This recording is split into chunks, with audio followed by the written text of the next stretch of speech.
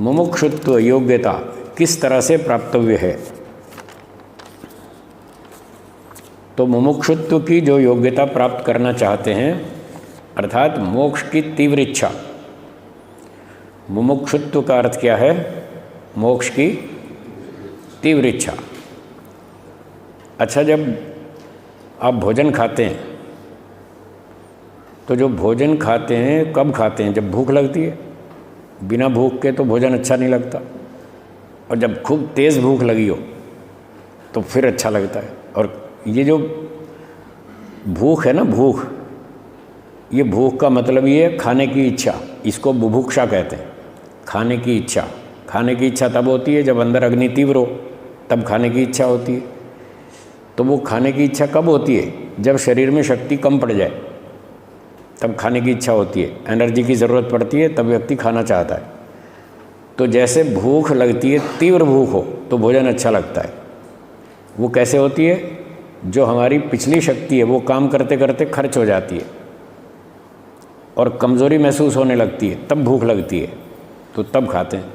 अब मोक्ष के अंदर जो मोक्ष की जो इच्छा आप पूछ रहे हैं कि मोक्ष की तीव्र इच्छा कैसे होगी, वो ऐसे होगी जब संसार में आपको दुख दिखाई देगा। क्या बोला? दोहराइए।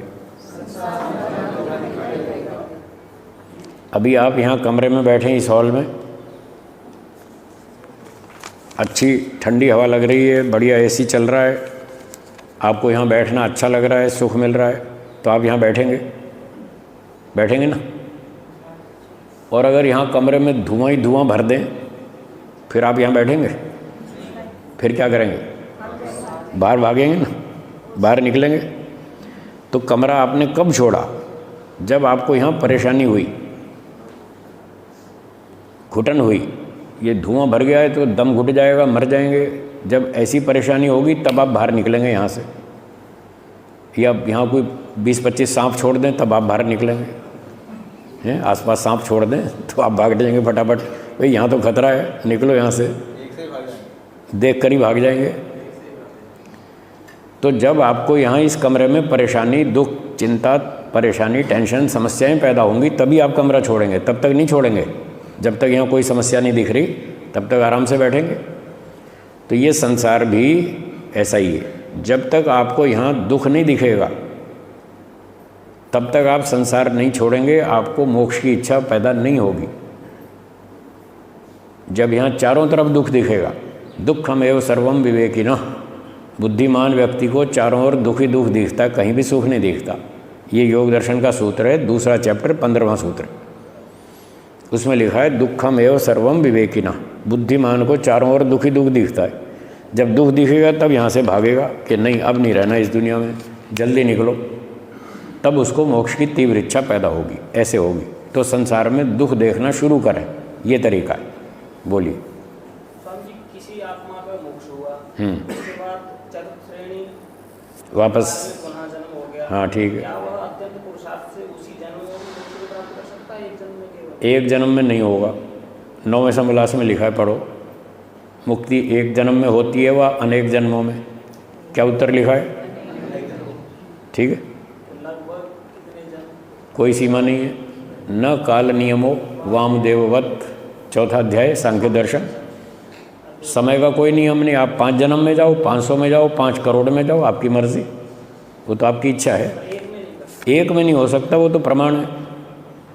एक जन्म में मोक्ष नहीं होता, कठिन काम। एक जन्म में इतना काम नहीं कर पाता व्यक्ति। ठीक है।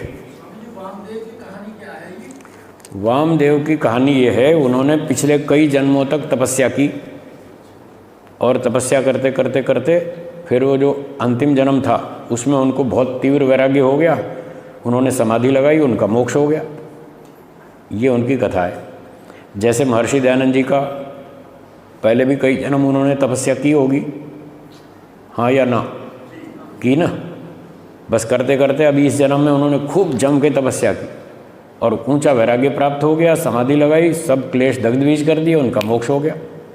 तो जैसे महर्षि जी का, दयानंद जी का हो गया, वामदेव ऋषि का भी हो गया, ऐसे बहुत लोगों का हो गया। वामदेव आदिर मुक्तो न अद्वैतम, ये भी सांख्य दर्शन का सूत्र है कि वामदेवादी अनेक लोग मुक्ति में चले गए। जी, इसका क्या प्रमाण है कि सिद्धानंद जी का वक्तव्य है? आपको क्या लगता है नहीं हुआ? लगता तो है। उनका इतिहास, उनका जीवन, उनका वेद भाष्य, इन घटनाओं से लगता है कि उनका 5 क्लेश दग्धबीज हो गए और उनका मोक्ष हो गया। ठीक है, हाँ। आगे प्रश्न लिखा है, हाँ बोलिए। आप कह रहे हैं कि दुख देख के भागना चाहिए, वो तो पलायन हुआ। भगवान कृष्ण ने गीता में कहा है अर्जुन से कि दुख से। जब सामने सड़क पर ट्रक आता हो तो आप वहाँ खड़े रहेंगे या पलायन करेंगे? क्या करेंगे? सड़क पे जब ट्रक आता हो तेज़ी से तो आप वहाँ ट्रक के सामने खड़े रहेंगे या भागेंगे? क्या करेंगे? हैं? हटेंगे ना? ये पलायनवाद है या बुद्धिमत्ता है? बोलिए। ट्रक हमको मार डालेगा, ट्रक के सामने खड़े रहना बुद्धिमत्ता है या भागना बुद्धिमत्ता है? अब बोलते नहीं। ठहरो, एक मामला निपटा दें पहले। हाँ बोलिए, भागना ठीक है या नहीं? जो बात पूछी उसका उत्तर दीजिए। ट्रक के सामने खड़े रहना बुद्धिमत्ता है या भागना बुद्धिमत्ता है?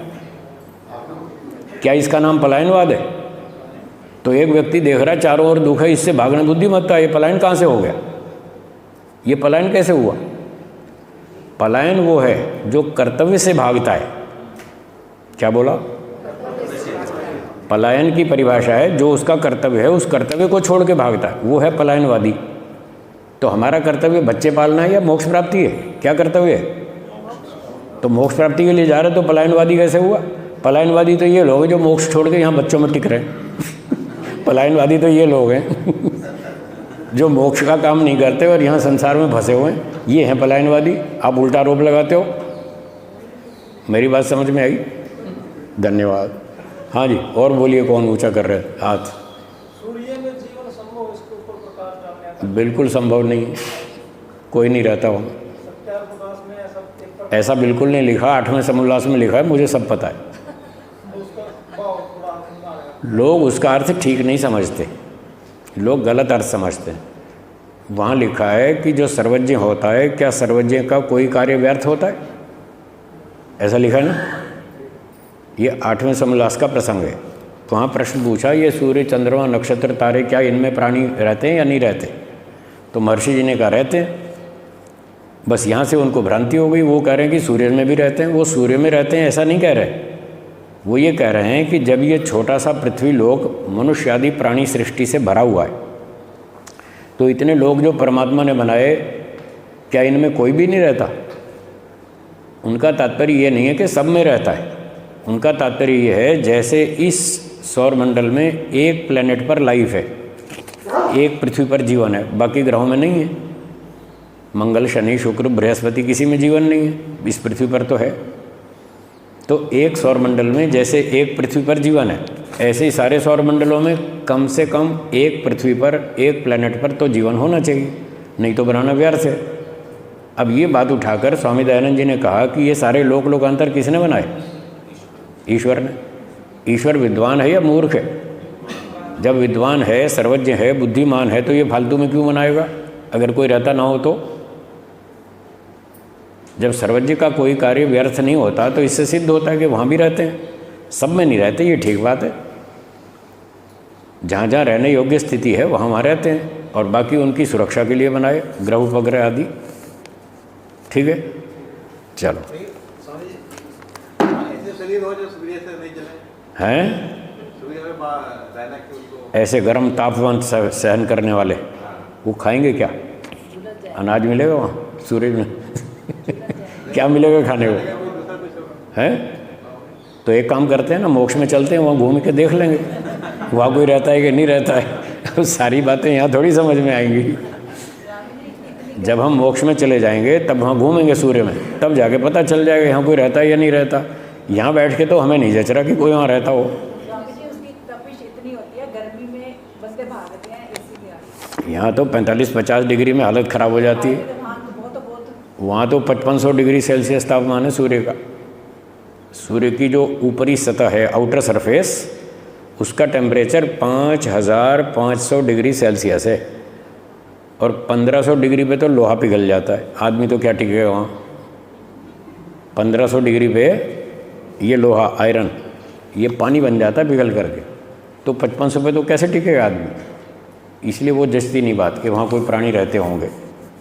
क्या तो खाएंगे, क्या पिएंगे, हैं, क्या तो उनके शरीर बनेगा, कैसे उसमें खून चलेगा। वो तो इतनी गर्मी में तो पानी ऐसे हवा में उड़ जाता है, 100 डिग्री पे उड़ जाता है पानी, तो 5500 डिग्री पे तो पानी कहाँ टिकेगा। इसलिए ये बात ठीक नहीं लगती। आगे प्रश्न लिखे हैं, जाति, आयु और भोग में आयु के स्वरूप को लेकर शंका है।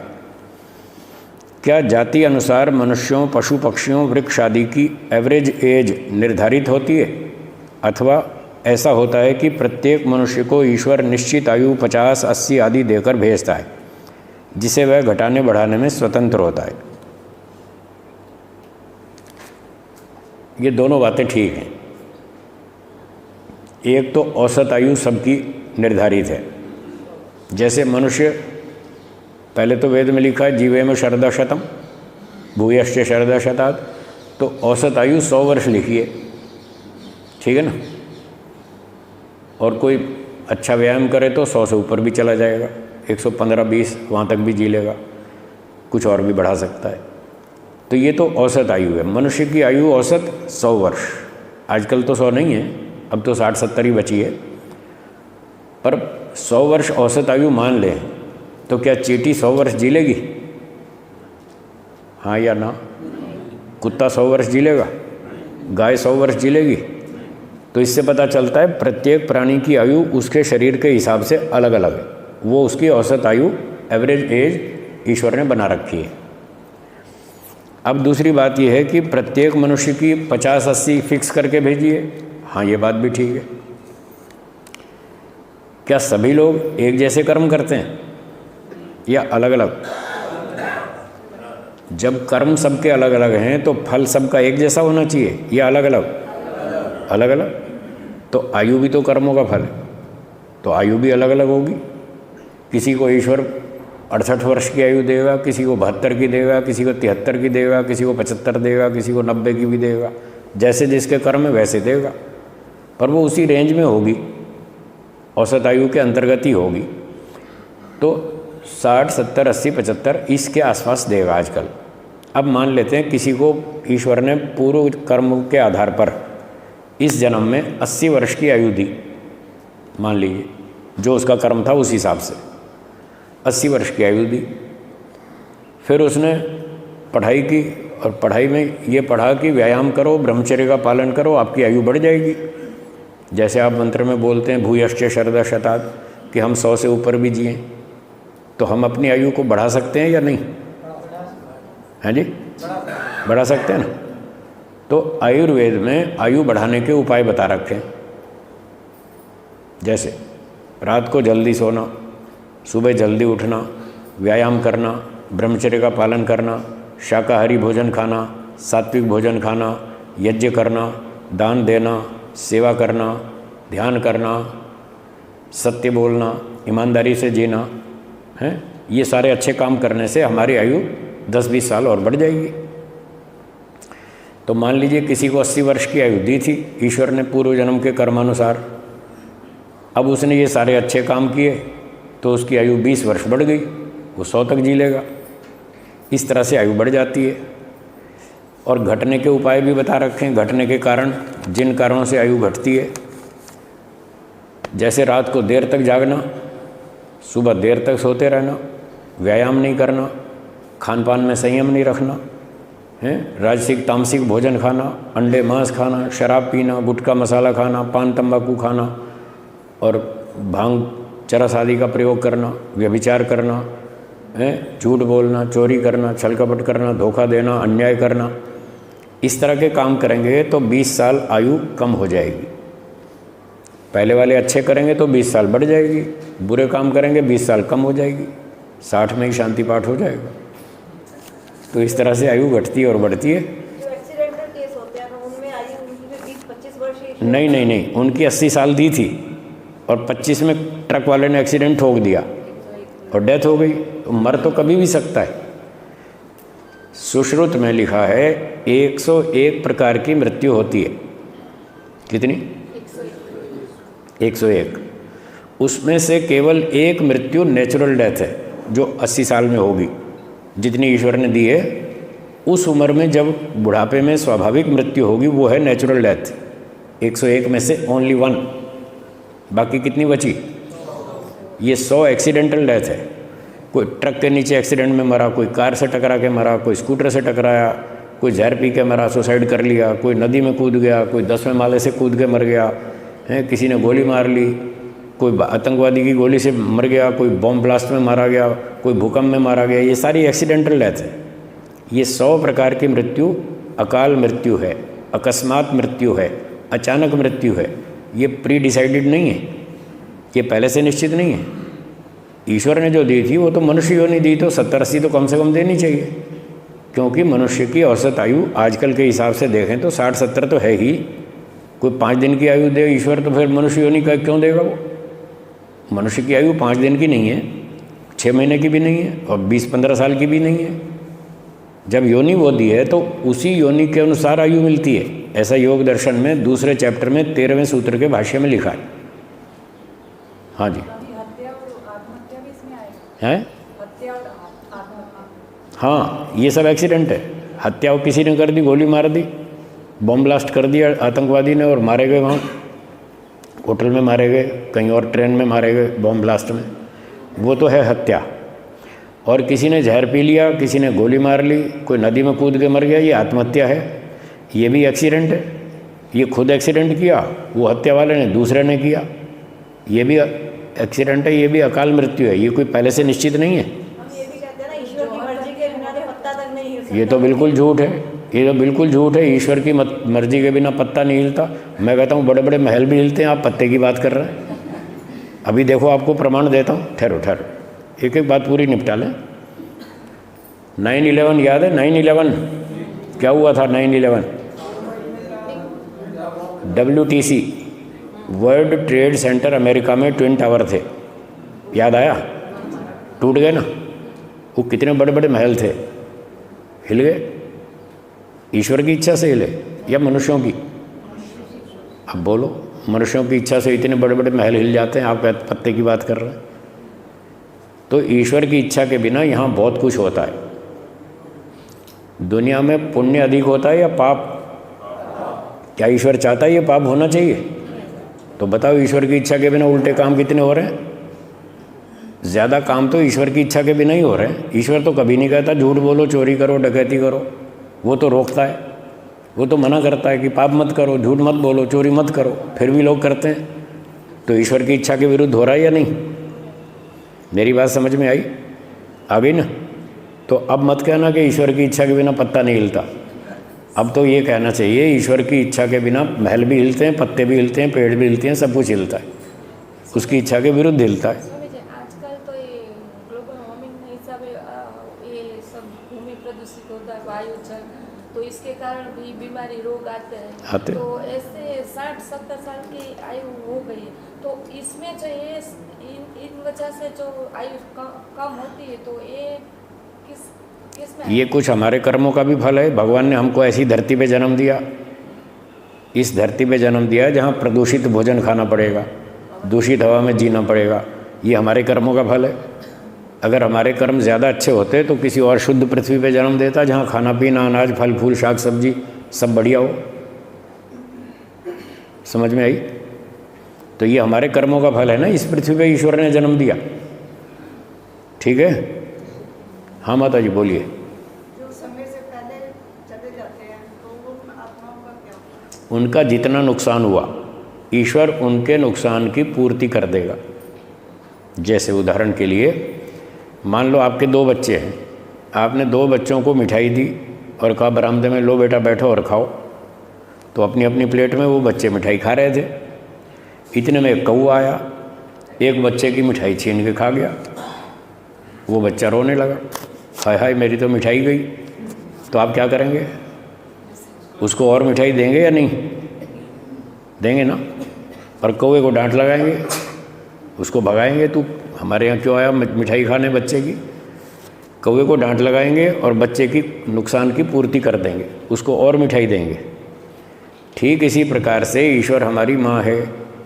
अगर हमारा जीवन किसी ने छीन लिया तो वो कौवा है, हमारी मिठाई छीन के खा गया। अगर हमारी छीन गई तो भगवान दोबारा देगा, वो कहेगा रो मत और देता हूँ। और जो छीन के लेगा उसको दंड देगा, तुमने इसकी मिठाई क्यों छीनी, उसको दंड देगा। ठीक है। तो जिसका मतलब 80 साल की उम्र थी और 25 में एक्सीडेंट में मारा गया, तो उसके कितने साल खो गए? हाँ जी, 55 साल। 55 साल जो उसकी आयु खो गई, वो 1 से 55 की खोई है, 26 से 80 वाली जो खोई है वो वापस मिलेगी। एक आदमी की मारुति कार खो गई, उसने पुलिस में रिपोर्ट लिखाई, साहब मेरी मारुति कार खो गई। तो पुलिस वालों ने ढूंढा तो कार तो मिली नहीं, एक लूना मोपेड मिल गई। बोले भाई कार तो नहीं मिली, ये मोपेड ले जाओ। वो ले लेगा? वो कहेगा क्यों, मोपेड क्यों लूँगा, मेरी कार खोई है, मुझे कार दो वापस। तो वो जो खो गई ना, जिसकी 26 से 80 वाली आयु 55 साल, उसको हम कहें 1 से 55 ले लो, वो कहेगा क्यों ले लूँ, मेरी 1 से 55 थोड़ी खोई है, जो खोई है वही मिलनी चाहिए। 26 से 80 वाली खोई है, वही मिलनी चाहिए। तो ईश्वर 26 से 80 वाले 55 साल उसको कॉम्पेंसेट करेगा, वो उसको दोबारा देगा। अब आप कहेंगे या 25 साल का पैदा होगा 25 का पैदा नहीं होगा, पैदा तो एक दिन का ही होगा। तो 1 से 25 तक क्या होगा? इसका उत्तर है कि उसने और जो कर्म कर रखे हैं, दूसरे जो कर्म किए, इस जन्म में भी किए, कुछ पिछले स्टॉक में भी हैं, उन कर्मों से ईश्वर उसको 1 से 25 साल का जीवन देगा। ठीक है। और उस 25 के बाद वो 55 जो खो गए थे 26 से 80 वाले, 25 के पीछे वो जोड़ देगा, फिर 80 साल का दोबारा जन्म मिलेगा। ऐसा होगा। अब ठीक ठीक न्याय हो गया, जितना खोया वही मिला, जो खोया वही मिला। हाँ जी बोलिए। परिवार वालों को भी हुआ, हाँ उनका भी नुकसान हुआ ना, उनकी भी पूर्ति करेगा। उनका भी जो नुकसान हुआ ईश्वर उनकी भी पूर्ति करेगा। ईश्वर न्यायकारी है। हाँ, जिसका नुकसान होगा उसकी पूर्ति करेगा, सबकी करेगा। ठीक है, बोलिए माता जी। स्वामी जी जैसे कहते हैं ना कि सबका अन्न जल और श्वासें ईश्वर ने गिनती की दे रखी है। जैसे कोई व्यक्ति मरणासन पे कि सांस नहीं निकल रहा उसका, तो कहते हैं ना भोजन तो खत्म हो गया पर सांसें अभी बचनी है, तो ऐसा भी होता है? ऐसा भी होता है। वैसे सांस निश्चित नहीं कर रखी, उसके शरीर में शक्ति है। जीवन जो है वो सांसों पर नहीं है, दिनों पर नहीं है, वो शक्ति पर आधारित है। देखिए, आप एक टॉर्च का सेल खरीद के लाए, आपने टॉर्च में सेल लगा दिया, फिर टॉर्च जलाने लगे, तो सेल की शक्ति खत्म होती जाएगी धीरे धीरे। थोड़ा थोड़ा रोज़ प्रयोग करते हैं, थोड़ी थोड़ी शक्ति घटती जाएगी। तो जब तक सेल में ताकत है तब तक वो बल्ब जलेगा टॉर्च का, और धीरे धीरे उसका शक्ति खत्म हो जाएगी तो बल्ब जलना बंद हो जाएगा। तो ये सेल की स्वाभाविक मृत्यु है, उसको हम थोड़ा थोड़ा रोज़ खर्च करते हैं। जब उसकी पूरी शक्ति खत्म हो जाएगी तो वो आगे काम नहीं करेगा। ऐसे ही ये शरीर है, इसमें भगवान ने हमको शक्ति भर दी, अब आप इसको यूज़ करो। एक व्यक्ति रोज़ आधा घंटा टॉर्च जलाएगा तो 4 दिन में सेल खत्म हो जाएंगे, और एक 5 मिनट रोज़ जलाएगा तो उसके 20 दिन चलेंगे। हाँ या ना? तो सेल की आयु घटाना बढ़ाना हमारे हाथ में है ना, हम किस तरह से उसका प्रयोग करते हैं उस पर आधारित है। ठीक इसी तरह से हमको शरीर की शक्ति दी, भगवान ने इतनी भर दी कि 80 साल जी लो। अब हम सामान्य नियम के अनुसार यदि 6-7 घंटा रोज़ सो जाएं, खाना पीना ठीक रखें, तो हम 80 साल जी लेंगे।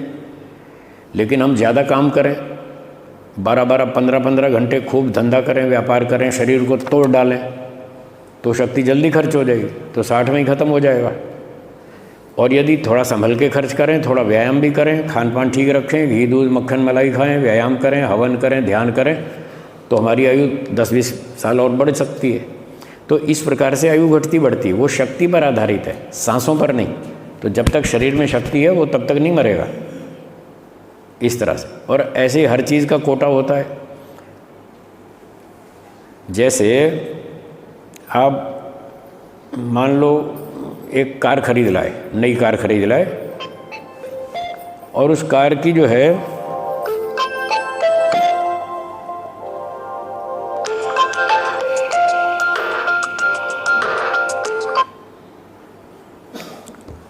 कार के इंजन में इतनी शक्ति है कि वो 3 लाख किलोमीटर चलेगी, फिर इंजन खराब हो जाएगा और कार ख़त्म हो जाएगी, मान लीजिए। तो अगर आप उसको रोज़ 500 किलोमीटर चलाएं तो थोड़े दिन चलेगी, और रोज़ अगर 100 किलोमीटर चलाएं तो अधिक दिन चलेगी। और वो जो 3 लाख किलोमीटर चल सकती है, 20 किलोमीटर उसकी एवरेज है पेट्रोल की। 1 लीटर पेट्रोल में 20 किलोमीटर चलती है कार की, एवरेज ये है। टोटल 3 लाख किलोमीटर चलेगी, तो इसका मतलब उसने कितना पेट्रोल खाना है सारे लाइफ में? 3 लाख को 20 से भाग करिए, कितना बनेगा? हैं 15,000। 15,000 लीटर पेट्रोल खाना है उसने, और 3 लाख किलोमीटर चलना है। अब आप 5 साल में चला दीजिए, 8 साल में चला लीजिए, 10 साल में चला लीजिए, वो आपकी मर्ज़ी है। उतना ही पेट्रोल खाएगी और उतने किलोमीटर चलेगी। तो जैसे कार का पेट्रोल का खाना 15,000 लीटर है, ऐसे ही शरीर की भी तो खाने की एक सीमा है ना। मान लो 2 लाख रोटियां खानी है आपको सारी लाइफ में, तो आप 2 लाख रोटी 50 साल में खा लो, चाहे 80 साल में खा लो, आपकी इच्छा है। ज़्यादा खाओगे तो 50 में कोटा ख़त्म हो जाएगा, और थोड़ी थोड़ी खाएंगे तो 80 साल तक चलेगा। इस तरह से खाने का भी एक क्षमता है, उसकी भी सीमा है, आयु की भी सीमा है। वो सब ईश्वर ने हमारे कर्म अनुसार दे रखी है। बाकी कोई सांसें निश्चित नहीं है, शक्ति के ऊपर आधारित है, ऐसा समझना चाहिए। तो समय समाप्ति की ओर है। एक शंका और है इस पर, वो इस पर्चे की पढ़ दूँ। आत्मा को शुद्ध बताया है, परंतु शंका ये है कि मृत्योपरांत आत्मा के साथ सूक्ष्म शरीर संबद्ध होता है, जिसके आधार पर अगले जन्म प्राप्त होते हैं।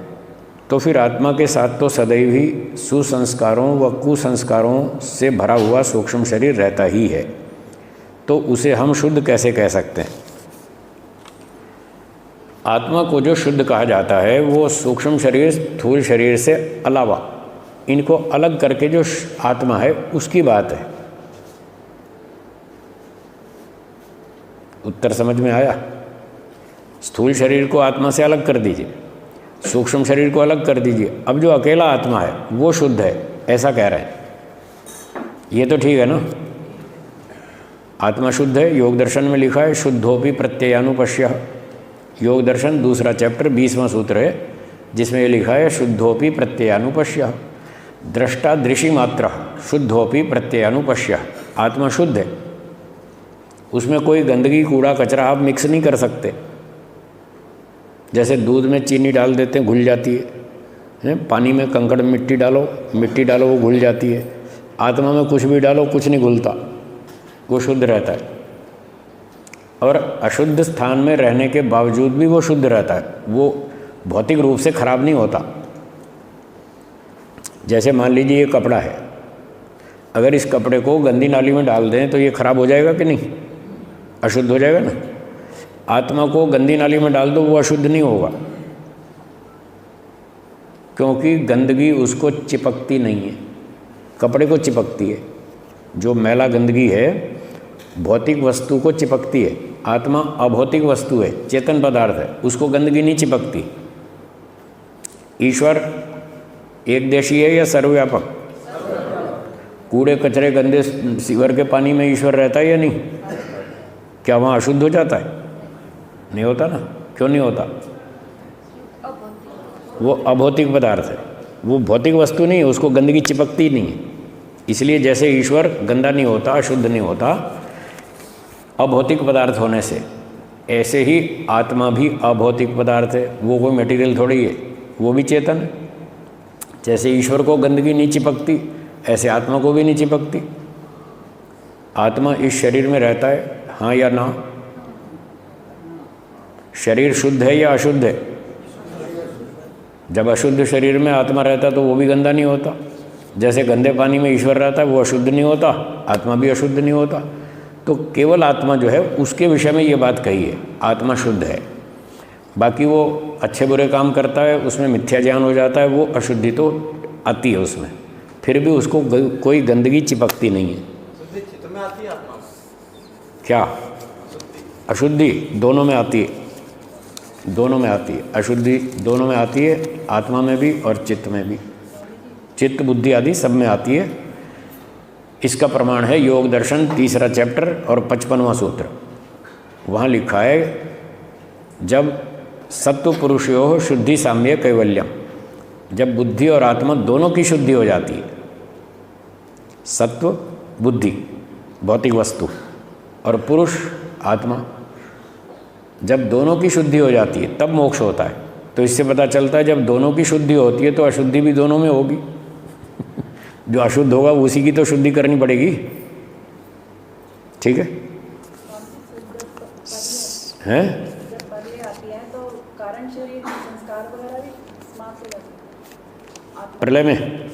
हाँ, कारण शरीर तो रहता है, कारण शरीर तो प्रकृति है, वो तो नित्य है, वो तो रहेगी।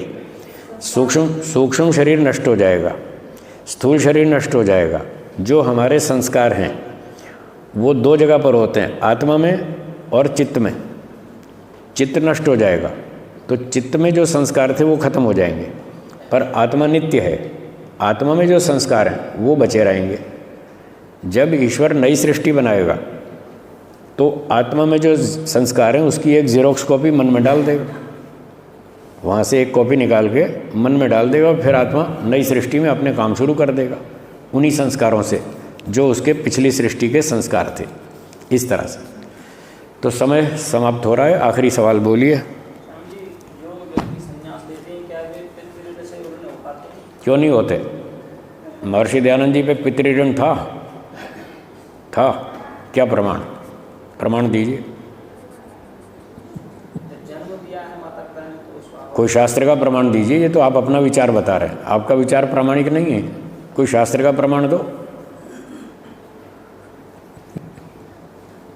सोचेंगे आज कहाँ फंस गया मैं। मैंने तो कहा ही था मैं बिना प्रमाण के बोलता नहीं। आप भी बिना प्रमाण के बोलेंगे तो गड़बड़ है। प्रमाण से बोलिए, लाइए प्रमाण। जिज्ञासा है तो सुनिए उत्तर। शास्त्रों में लिखा है जायमानो ह वै ब्राह्मणस त्रिभिर ऋणैर ऋणवान जायते। इसी ऋण की बात कर रहे हैं ना, पितृऋण। तो वो जो मूल वाक्य है किसी तैत्तिरीय संहिता आदि का ग्रंथ का है ये वचन। जायमानो ह वै ब्राह्मणस त्रिभिर ऋणैर ऋणवान जायते प्रजया पितृभ्यः यज्ञेन देवेभ्यः अध्ययनेन देव ऋषिभ्यः। ये 3 ऋण होते हैं। इस पर अपवर्ग परीक्षा में न्याय दर्शन में बहस चली कि ये जो वचन है कि जायमान ब्राह्मण जो है वो 3 ऋणों से युक्त होता है, तो जायमान का अर्थ क्या? मातृत्व जायमान, माता से जन्म लेने वाला बच्चा, या कुछ और उत्पन्न होने वाला? तो इस अर्थ का वहाँ पर खंडन किया। बोले जायमान का अर्थ माता से जन्म लेने वाला अर्थ नहीं है यहाँ। जायमान इति गृहस्थ संपद्यमान, ये वात्स्यायन भाष्य है, महर्षि वात्स्यायन का वचन है कि जायमान का अर्थ है जो व्यक्ति गृहस्थ में प्रवेश करता है, जो शादी करता है, वो है जायमान ब्राह्मण। उस पर ऋण लागू होता है, ब्रह्मचारी पे कोई ऋण नहीं होता। ब्रह्मचारी तो 5-8 साल की उम्र में घर छोड़ के निकल गया, तब ऋण लागू होगा। अब वो तो 8 साल 10 साल में चला गया गुरुकुल, उसने घर की संपत्ति का भोग किया ही नहीं। हाँ, उसका उत्तर दे रहा हूँ। 2 ऋण रहते हैं, उसका चुकाना पड़ेगा उसको। तो पितृ ऋण तो उस पर लागू नहीं होता। जो गृहस्थ में जाएगा, घर की संपत्ति का भोग करेगा, उत्तराधिकारी बनेगा, उस पर लागू होता है। तो जिसने घर में रहा नहीं, खाया नहीं, पिया नहीं, घर की संपत्ति का लाभ लिया नहीं, उस पर पितृ ऋण लागू नहीं होता। अब वो गुरुकुल में गया तो अध्ययन किया, ऋषियों का ऋण हो गया।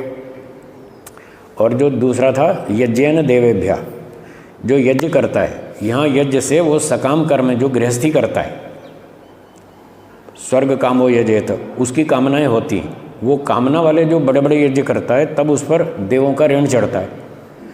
तो ब्रह्मचारी जब शादी की नहीं, घर गया नहीं, तो उसने बड़े बड़े यज्ञ भी नहीं किए, तो देव ऋण भी नहीं है उस पर एक ऋण है बस, ऋषि ऋण। वो गुरुजी से विद्या पढ़कर वो ऋण चढ़ गया, उसको एक ही ऋण चुकाना है। तो महर्षि दयानंद जी गुरु जी के पास रहे और खूब विद्या पढ़ी और उन पर गुरु जी का ऋण हो गया। जब समावर्तन हुआ तो कहने लगे अच्छा गुरु जी अब मैं चलता हूँ। बोले ठीक है, गुरु दक्षिणा दो। तो वो लौंग ले आए। बोले इससे काम नहीं चलेगा, मुझे तो और कुछ चाहिए, आदेश कीजिए क्या चाहिए। तो जाओ वेद प्रचार करो। ये गुरु जी का ऋण था उन पर और वो उन्होंने चुका दिया, हाँ या ना। अब बोलिए उनकी मुक्ति होगी या नहीं? हो जाएगी ना। इस तरह हो जाती है। चलिए धन्यवाद। स्वामी संप्रज्ञात और असंप्रज्ञात समाधि में अंतर कल बताएंगे, अब समय पूरा हो गया, बहुत हो गया, कल बताएंगे। शंका दी थी। हाँ दी थी तो कल आएगी, है मेरे पास रखी, बची हुई शंकाएं हैं मेरे पास। एक बार ओम का उच्चारण करेंगे।